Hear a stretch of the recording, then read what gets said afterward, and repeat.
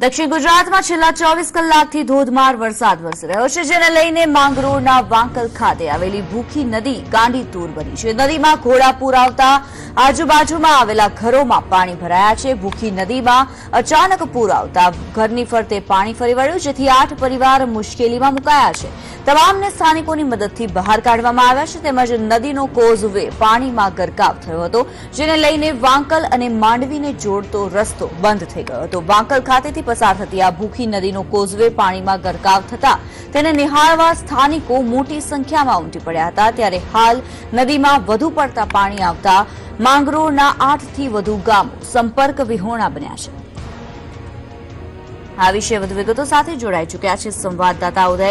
જે ઉદય, જાણવા માંગીશું જે પ્રમાણે અત્ર તત્ર સર્વત્ર વરસાદે મહેર મૂકી છે, શું છે હાલની પરિસ્થિતિ?